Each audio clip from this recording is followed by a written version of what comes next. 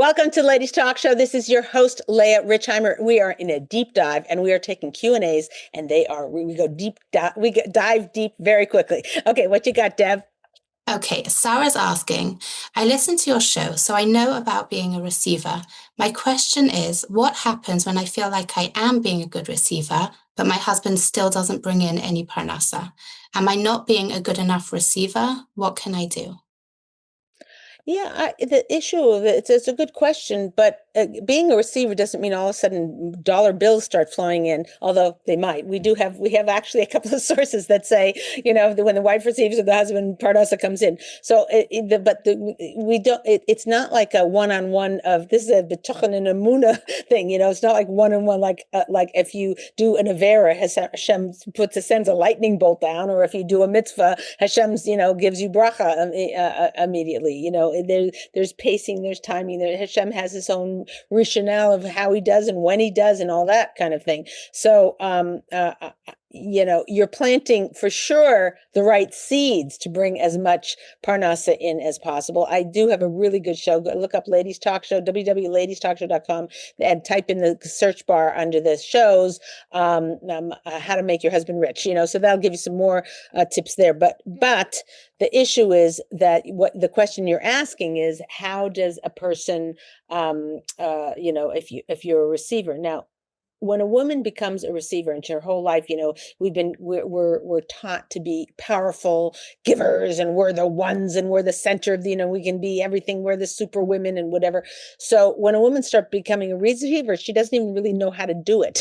It takes time. It's thanking your husband a lot for everything, and you wouldn't even think to thank him for helping you clear the table, because he should also help clear the table.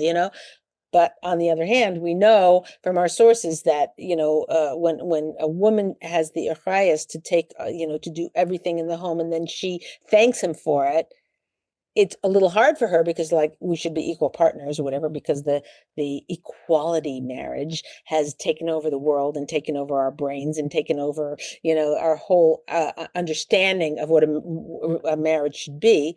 It's a big fail. We're trying to shift our whole mission. My husband and my whole mission is to shift the Klal Yisrael from an equality-based marriage to a Torah-based marriage. And in a Torah-based marriage, a woman, her husband, they'd both be doing the dishes, and she'd turn to him and say, "Thank you so much." Maybe he should also thank her, but that's another story. Maybe that'll come in time.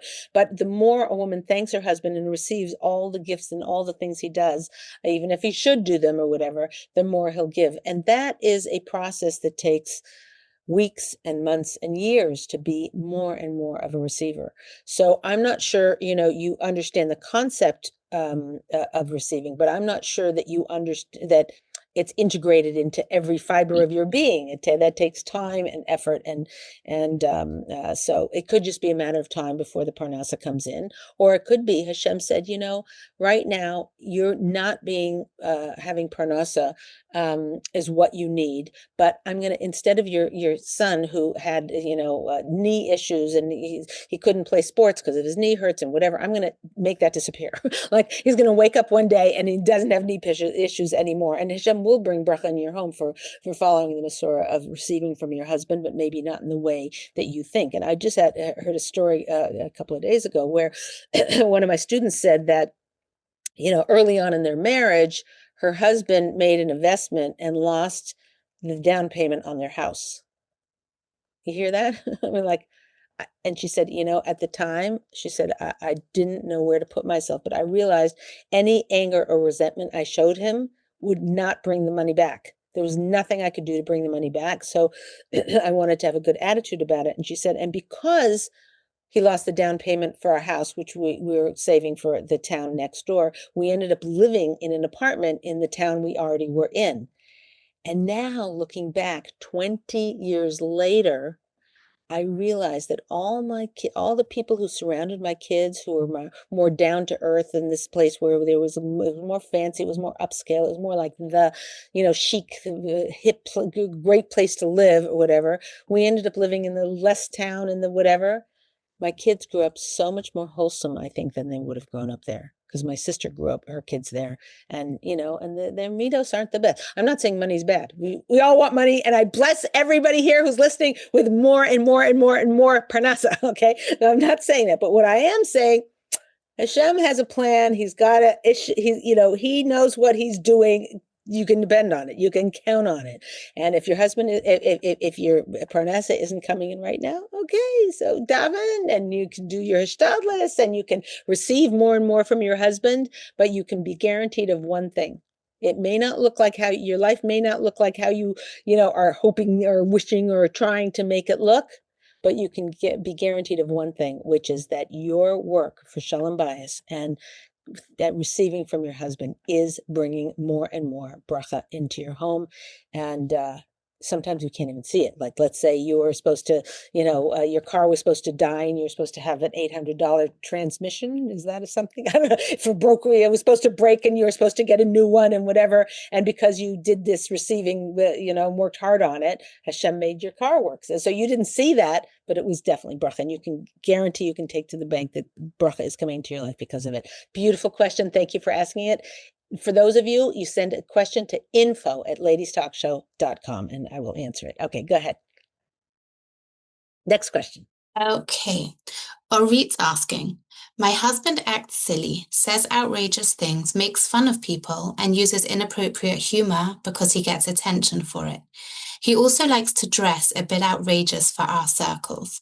I wish he would be dignified and serious, which is how he presented when we were dating.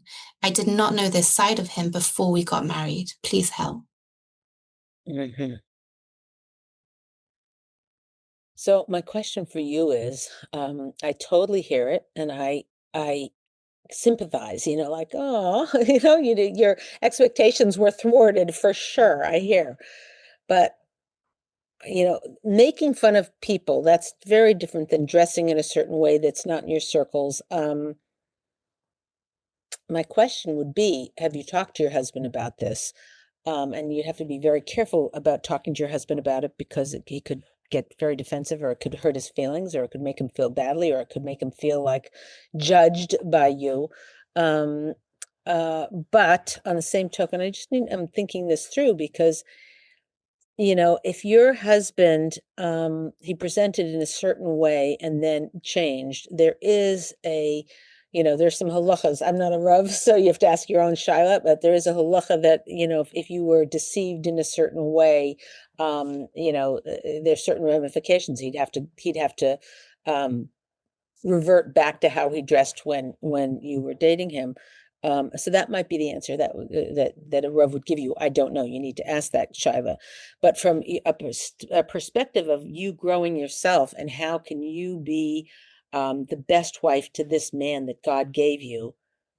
How can you be the best wife to him possible? Yes, he's not meeting your expectations of what you would like, but who can you be in the face of the cards that Hashem, or your husband in this case, has handed you? You got handed this. So are you going to be like, grudging and not love him as much, and not show him affection as much, and not be there for him as much, and put him down or judge him internally or verbally judge him? Who are you going to be in the process? That's all that that's the big $9 million, $10 million question that we're all asked every day is, here's circumstances. And I promise you, most people go through a day dealing with a lot of circumstances and issues they would rather not be dealing with. It's not like someone sails through, oh, that was a beautiful day. Okay, they're going to Disneyland. Wow, how wonderful. How could that be? Leah, you're crazy. That's a beautiful plan, and they're going to have a great time. Well, one kid comes home with gum in their hair. Another one has a diaper that wasn't changed for 3 hours. That is not life. Life is constantly, day to day, breathing. Everything that's going on all day long is a challenge to the way we think it, quote unquote, should be. So for your situation, I get it. It's disappointing. It's not what you counted on. Who are you going to be with this circumstance? God forbid, your husband should be a gambler and lose all your money, what, I mean, these are things, these are real. This is real, people are dealing with these kinds of things, so you have a situation. No, I'm not saying, you're crying over spilled milk. No, it's a challenge. That's a challenge. Who are you going to be in that situation? Are you going to be a person who's going to say, would you just change? Or are you going to be a person like, oh, I got you a new outfit. Hope you like it. Whatever. You have to brainstorm different ways that you can approach this in a way that wouldn't make him feel insulted, wouldn't make him feel badly, wouldn't make him feel like you're judging him or you don't love him and mostly, you have to think about what are the good things he's bringing to the relationship that you got without expecting them. Like you expected him to look a certain way, but you may not have expected him to listen to your problems and wow, he's great at that. Or, you might not have expected him to always be, keep his word about what he said he was going to do. And he does that, So take a look at on a deeper level, what are the kinds of things that have been very, very valuable to him that you didn't expect. And maybe it'll help your expectations being thwarted not have so much of a sting to it. And you just need to keep asking yourself, what can I do as his wife given this situation?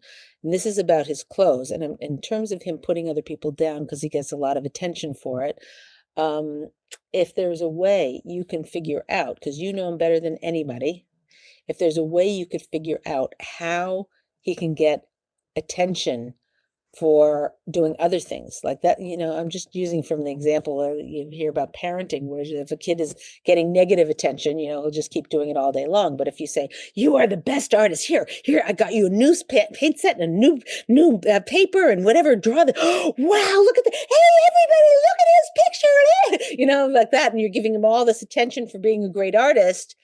Then he maybe won't trip his sister to try and get attention or punch somebody to get attention. So, maybe you can think about things like that you can do to give him the kind of attention he seems to crave.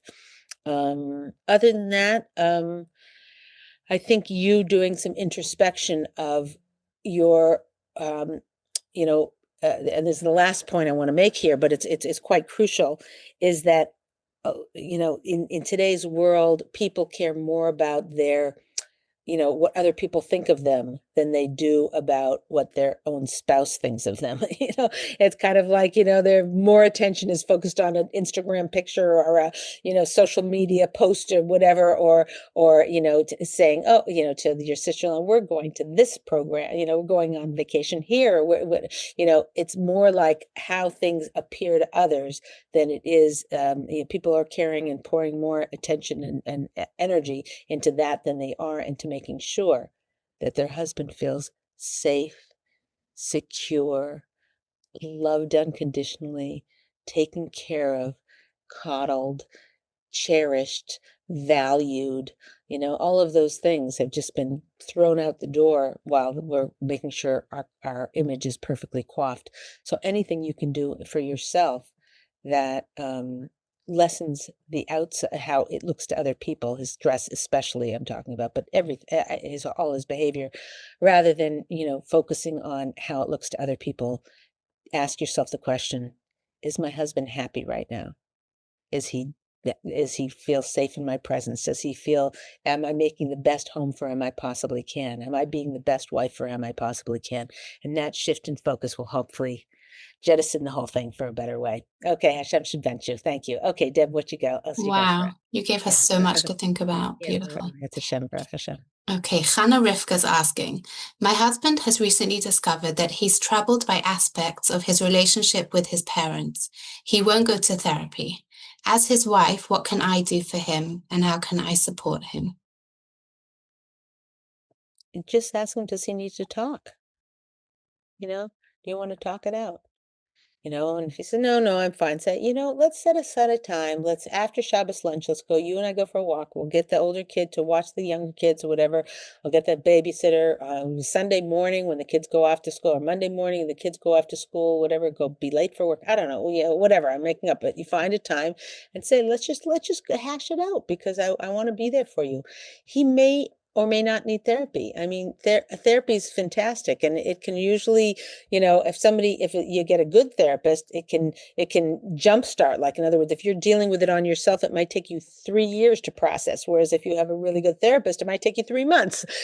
So it's a shame that more people who really could benefit from it don't take advantage of it. But you can't lead a horse to water. Okay, this is what his decision. But you can say, I hear that, some of the aspects were difficult for you. Um, I'd love to be there for you if I can be supportive. Or, oh, I just read this article about, toxic parents, or about, narcissistic parents, or whatever. I thought might be, give them articles, or, if you're, look up a book on it, that might be helpful. And say, do it very kindly, say, does this, I saw this great book, on parents who abandon their kids and just are never there for them, never dependable. Their parents can't trust them, and whatever. And there's this book called "Oh, You Can't Trust Your Parents." I thought that might really be helpful. Is that going to be? Are you going to be happy I gave that to you? Or are you going to be like, what are you trying to tell me what to do? Whatever. I don't know. Do you, if I got it for you, you could just have it on your nightstand. You could take a peek at it. And, if he says, he'll say yes, or he'll say, no, I don't want to go there, whatever, leave me alone, or I need to process it myself. Or maybe he'll be super sweet about it and say, that's super nice of you, but it's not for me. I don't know what he's going to say, but your job and obligation as his wife is to do whatever you can to support him in his growth, in his personal growth, without wagging your finger, and with letting him be the director of how he wants to run it. And the more you defer to his choosing a direction, the better off it's going to go. Good luck with it. It's yeah, it's those kinds of things sometimes can follow someone their whole life. And when most of us, I mean, I was giving a lecture, and I said, who has perfect parents? No hand went up. Like, everyone's like, who had a dysfunctional childhood? And everyone's like, hello. So that's just, I'm sorry to say, that's how kids end up feeling. And if he has, some serious damaging, there was terrible abuse, and there was, you know, you know, addictions, or things that really require therapy. It could be, if it's a really severe trauma that he went through. It could be that you go to a therapist to talk to them about it, to give advice, to figure out advice for your husband, or to figure out how to get your husband to the help he needs. And that's appropriate. Appropriate meddling in your husband's business if you think it's going to help him. But no forcing, no pushing, no nagging, no putting down, no criticizing, no making him feel bad for the damage he already went through trauma, and he doesn't need you to come and add to it and say, you really need to get help. I mean, that can make somebody feel very sick. So, but little side things that you can do, and test it out, do a trial and error. If he's liking what your input, do more. If he's like resistant and pushing you away and annoyed, do less. So I wish you a bracha that you should have hatzlacha with it, and that he should heal from these things.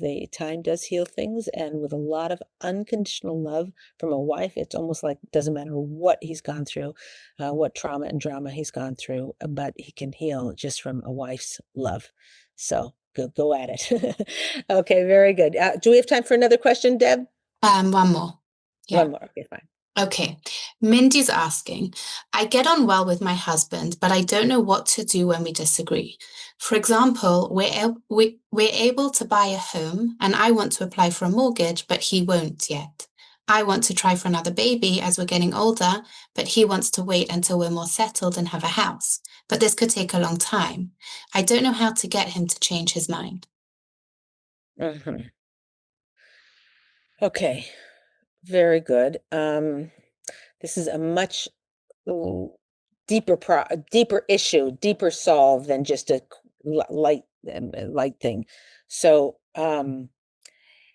if a woman is doing everything she can to respect her husband, to give him the honor that he desperately needs, to give him control that he desperately needs, and is doing everything in Shalom Bayis Masorah to support him in being the best he can be and bringing out the best in him, he's going to be a lot more um, uh, uh, um, not liable, able to bend his ear to her. There's Rabbi Baba Ben Buta. If a woman treats her husband like a lowly wait, if she doesn't respect him, he'll treat her like a lowly servant. If she treats him like a king and thinks, oh yes, dear, what would you like, dear, and whatever, all this stuff that's hard for the modern woman. But if she does all that, he will treat her like a queen. He will turn around and he'll bend his ear to her, as Rabbi Baba Ben Buta says. He'll bend his ear to her and listen to her. So if he's not listening to you about these really crucial things, because the clock is ticking with a baby, and the house and mortgage, and all of that, and prices are going up, and so your advice might be perfectly beautiful and sound, but he's not listening, and that's very frustrating. But if you start implementing as much of the Shalom Bayis Masorah as you possibly can, you are guaranteed that he will listen to you more.